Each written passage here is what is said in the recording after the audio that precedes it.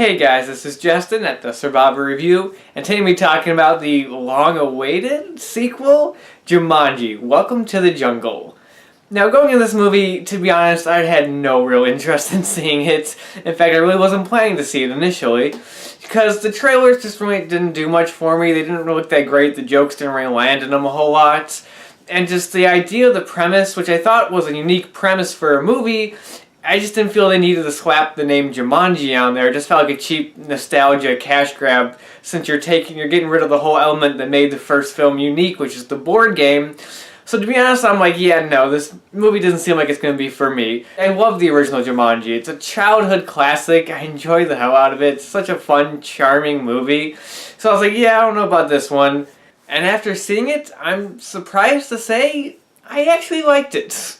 I actually thought this was a fun movie. I'm not saying it's great by any means, but it was a fun adventure that I thoroughly enjoyed, actually. The movie starts off in 1996, and this guy finds the Jumanji board game, of course, and he brings it to his son, who has no interest in it whatsoever and continues playing his video game. And the Jumanji game kind of sees that and turns itself into a video game. Now, cut to years later, 20 years later, and you see a bunch of these characters in high school get sent to detention, and in detention they're just cleaning up this basement area of the school, and they find that video game. And they start to play it, and select their characters, and end up getting sucked into the video game. But when they get sucked into the video games, they get sucked into the avatars of the characters that they chose. So the nerdy kid is The Rock, and like the stuck-up teen girl is Jack Black, stuff, and they have to make it to the end of this game. They have to beat the game in order to be able to go home. Now, I really like that premise of characters getting sucked into a video game, sucked into the avatars of the characters that they chose. I like that idea, and I feel like with a really clever script, this could have been a very fun play on video games. Like just poking fun at the silly plot lines of video games and how over the top video games can be.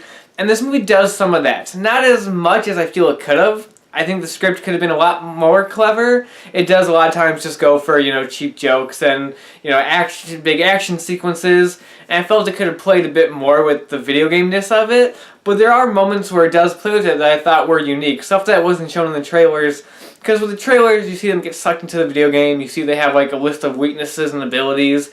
And then all you see is action stuff, because it's a trailer, and you're like, oh, that's all it's going to be. Just a generic action movie, but it's video game. They're inside a video game. But this does play with it. There's a lot of moments where they're talking to characters who are just there to sprout phrases to move the plot along in a video game, and so they just stand there repeating the same thing over and over, like characters do in video games. There's a lot of little touches like that I really liked. I'm like, oh, that's clever. That's pretty cool. And I thought those moments worked really well. And it also works really well about this movie is the cast. The cast has really great chemistry together, and they work very well. But what I love the most about it is, again, from the trailers, from what it may seem like, you're like, oh yeah, of course, you're going to have the moments where they first transform into the bodies, and you have, the little scrawny nerdy kid as The Rock, poking his muscles, like, oh, I have muscles, and then you're expecting the rest of the movie just to be a generic action movie with The Rock saving the day. But they keep the characteristics of the kids throughout. It never feels like I'm just watching The Rock as an action movie. I actually feel like I'm watching that character inside The Rock's body. Throughout the entire film, you never really lose that. You never really feel like you're just watching The Rock being his normal self. And I like that. And I thought that really came through in their performances. The Rock really felt like this really nerdy, shy, kind of weak, scared kid throughout the film. And it was fun seeing The Rock play that kind of role. Even Jack Black, who I thought would get really grating as the movie progressed, because it's kind of like a one-note joke that it's, the popular high school girl inside a fat, middle-aged man's body. But I actually liked his character. I actually found him funny. There's a few jokes with him that went on a little too long that I felt they could have trimmed back. That's actually a lot of stuff in this movie. There's some gags here and there that I felt could have been trimmed back a little bit. The only character I can think of is the weakest link is Kevin Hart's character, because he's the only one in the movie that feels like he's just playing himself. he really does feel like he's just Kevin Hart, like yelling and just kind of like typical stuff that I didn't feel like was characteristics of the character who's actually inside his body, if you know what I mean. The jock football character from earlier on in the film was never very like loud and yelly. Well, I don't have the top 2 feet of my body! So it seemed weird when he was in Kevin Hart's body and he was being all loud and obnoxious because that's how Kevin Hart is. So he's probably the weakest link, though he's still fine. I'm not saying he was bad, but he's the one actual actor in the movie who felt like he was just playing himself. Compared to like The Rock, who was actually felt like he was playing the young nerdy kid, and Jack Black, and even Karen Gillan playing the like insecure like girl and everything throughout the film. Like I thought they were great. I loved the cast, and they worked very well together, and they were the high point of the movie. This movie does actually play out like a modern remake of Jumanji in that instead of it being a board game, it's a video game. Instead of the characters and everything from the board game coming out of the game, it's our main heroes going into the game, and the Robin Williams type character is a supporting player instead of the main character. So there's a lot of kind of like similar kind of plot beats towards the first Jumanji, and I'm like, okay, I see what they're going for. It's just a modern update. Now, that being said though, I still don't think the movie really needed to be called Jumanji. Because aside from a few, similar animals being in there, like there is a herd of rhinos and all that kind of stuff, and there is a scene where there is a callback to Robin Williams' character. But aside from those little bits, this could have just been any other like game. It didn't need to be called Jumanji.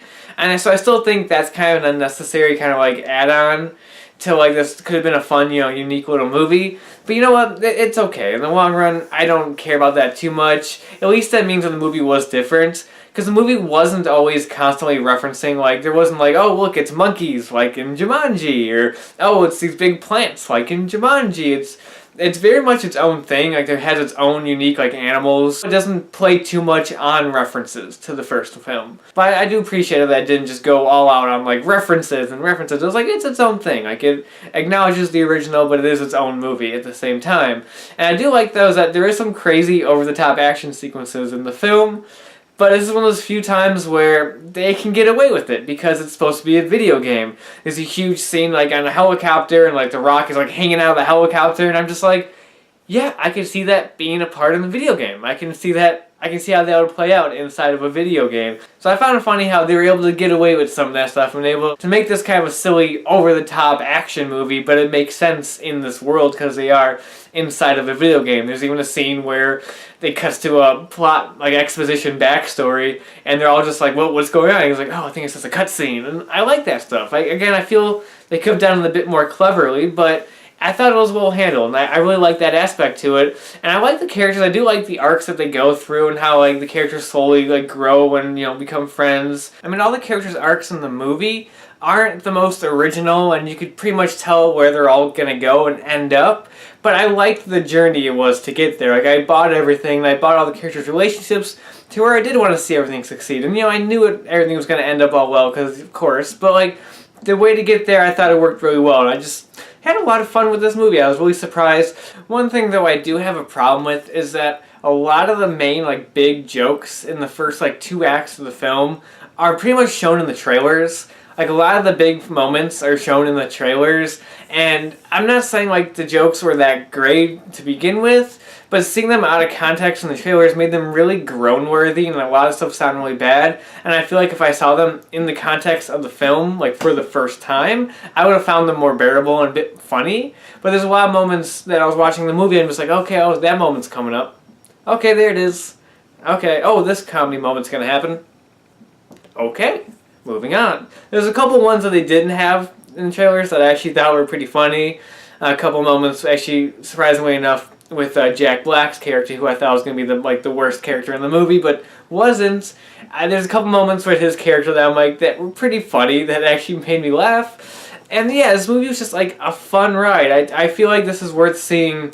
If you're looking for a fun movie to see in theaters, and if you've already seen Star Wars at that point, check out Jumanji. It's a fun time, great cast, great chemistry. Like they all work together so well, and they're really funny. It's really fun to see like The Rock play like a shy, like nervous guy who doesn't have the courage to really do anything. He plays that very well, and a lot of times you really do feel like you're watching that younger cast inside these bodies. It's a fun play on video games, and it's just a fun action movie. Again, I don't think it's great, I don't think it's like award-worthy or amazing, but was a pleasant surprise for a movie that I thought was just going to be plain awful, but was a fun time. So, out of 10, I'm going to give it a 7.5 out of 10. So that's Jumanji, Welcome to the Jungle. Again, a pleasant surprise. Not the greatest movie out there. There are some gags and jokes that go on for too long, a fair amount of jokes that fall flat, and, again, the script isn't as clever as I feel it could have been,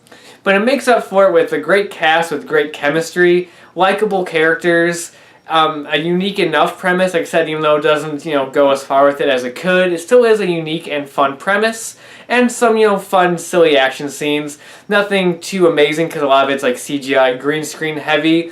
But just a fun, entertaining, silly, like popcorn movie. And that's all it really is. Don't think too hard about it as being a sequel to Jumanji because it doesn't have a whole lot of connection to it, aside from the fact that the game is Jumanji and there's a few of the animals from the board game in there. The original is just this, nice, fun, charming movie, silly and cool. This is a little bit farther removed from that, but it's still an entertaining time nonetheless. So yeah, that's all I have to say about that, and until next time, I'll talk to you guys later.